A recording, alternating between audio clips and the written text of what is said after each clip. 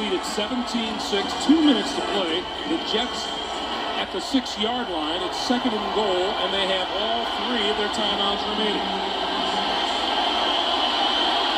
5 wide receivers. And Testaverde has been completing them with regularity on this drive. Quick drop to the left side. Breaking the tackle is Curtis Martin into the end zone for the touchdown.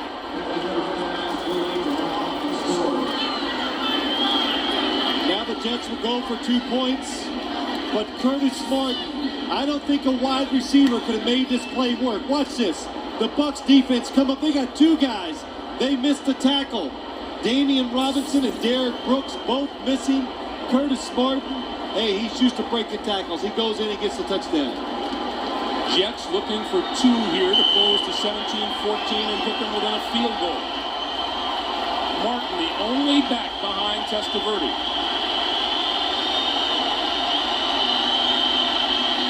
Vinny throws over the middle. He's got it. Lavernius Cole, the rookie out of Florida State, makes the reception. It's a 3-point game with 1:54 to play. Let's see what they do. He is going to kick it deep. Aaron Stecker sees it bounce over his head into the end zone. He'll cover it there, and the Bucs will start from their own 20-yard line. Well, what do you know? I guess right.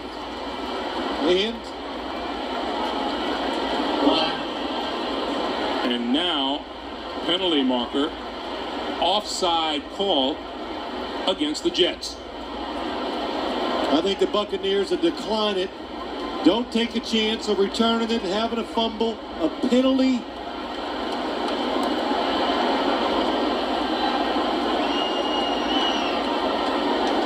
Offside, kicking team number 30. The penalty is declined. The result of the play is a touchback. First down. Jet defense has played very well, particularly here in the second half. Now, going to have to try to stop this offense in 3 down. All stops to the 24 on a timeout. 1:48 to play.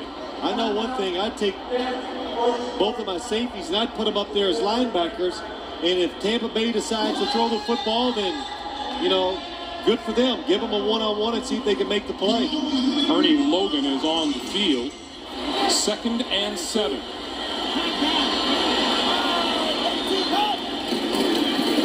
All stop. Hit hard, and the Jets say there's a loose football and that they have it, and they do. I was going to say, Greg, Randall McDaniel, the Tampa Bay Buccaneers, came in with like their goal line running formation. He was the running back there. I couldn't see who made the hit that caused the fumble. Look at Mike Allstott. Protecting the football. Marvin Jones, number 55, gets in there and makes the hit. And then Victor Green has the loose football. And Victor Green, he's been around the football all day today. 3rd turnover of the day for the Tampa Bay Buccaneers, and the Jets now not with just a chance to tie, but with a chance to win this game. 1st and 10 from the Tampa Bay 24. They have 2 timeouts remaining. Where they are at right now would be a 41-yard field goal to try to tie the game. Martin cuts inside and blocks inside the 20 to the 18-yard line. Clock continues to move. We have 1.5 minutes to play. This reminds me of something that Al Grohl told us yesterday. Running the football. Can you do it in the red zone? And can you do it in the 4th quarter? That's when you know you're a good running football team. And the Jets right there, lining up and getting, 6 critical yards. Not only try to score, but to get in better position for a field goal if they want to tie it up. If there has been a script for the Jets this year, it's been come from behind. Martin gonna throw it to the end zone. Trebek, touchdown! What a call by Dan Henning to put the football in the hands of a running back trying to make a throw to win a football game. must this be for number 80? The object of that man's ire all week long, he refused to fire back and has pulled in what stands now to be the winning score. Well, it was a nice catch as Curtis Martin, being a running back, threw it out there, and it wobbled quite a bit, and Wayne Corbett just adjusted to the ball and made a nice catch. But what a call. This is a most important extra point. It would force the Buccaneers to go for a touchdown rather than a game-tying field goal. John Hall's kick is good.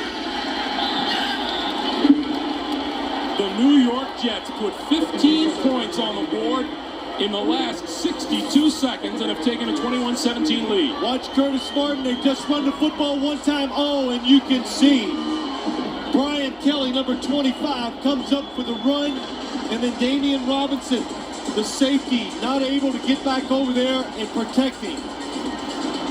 But what a good call. You've just run the football. You pick up 6 yards.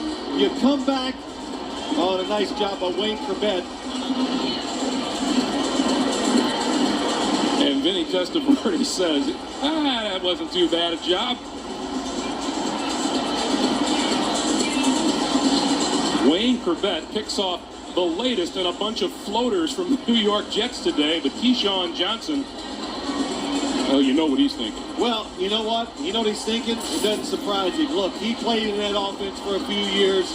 He knows it does a little bit of everything. When we got ready, like we went right at the beginning of the year, we went up to the Green Bay Packers, the first game of the year the Jets had. The Green Bay Packers spent 20 minutes going over what they call gadget plays, reverses, screens, people throwing the football, the halfback throwing the football. So everybody knows that they have the bag of tricks, but to call it in that situation, hey, even if you're ready for it, it's going to catch you by surprise. And we mentioned this earlier. On Friday, John Lynch, the Bucs safety, said, we are concerned about finishing the Jets off. Teams have had them down, but couldn't finish. That's been the story in each of their games this season. Especially the New England game, the Green Bay game, the first game of the year. Hall reaches the end zone again. Stecker will not run it out. And so the Bucs will start from their own 20-yard line with 2 timeouts and 52 seconds on the clock. What a game. What a turnaround. You know, listen, we sit there and do the games. It's 17-6. Ray Lucas goes in, doesn't get a first down. And I'm thinking, oh, well, it was still a good game. Still a good game at 17-6. I was happy to be here, watch it. 2 solid teams. But to see the Jets react so well under the pressure again. And it's so many of those situations. I know I heard Randy Cross say it many times during the Jet preseason games. They practice a lot of these tough situations, and they're getting rewarded with them or for them in the game so far this year. From the shotgun. King, cross the football. The Jets say they have it. And they do. John Abraham with the hit behind the line of scrimmage. Brian Cox came up with the football. And what did we say a little earlier? Al Groh told us yesterday, John Abraham and Brian Cox, he tries not to give them too many plays during the game, so when the game is on the line in the fourth quarter, they are fresh and they can rush the passer, and we've seen it every single week. Look at number 94. This guy has some explosion. He reminds me a lot of Charles Haley, the pass rusher the San Francisco 49ers got years ago. Wayne Corbett. That about says it all. But boy, John Abraham, has he been something?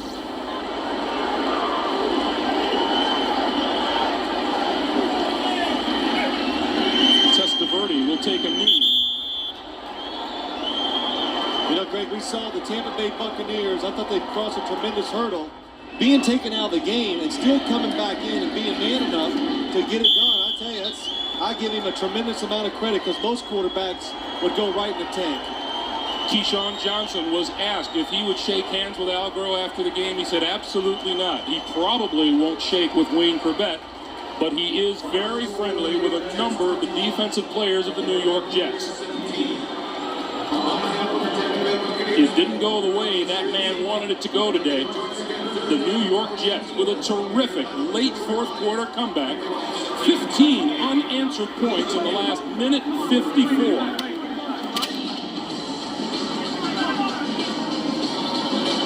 Once again, our final score, the New York Jets 21, Tampa Bay 17. Coming up next on CBS, except in the Pacific time zone. Stay tuned for another fascinating 60 minutes. For Phil Simms and Armin Katayan, Greg Gumbel saying so long from Tampa. You've been watching the NFL on CBS, home of Super Bowl 35.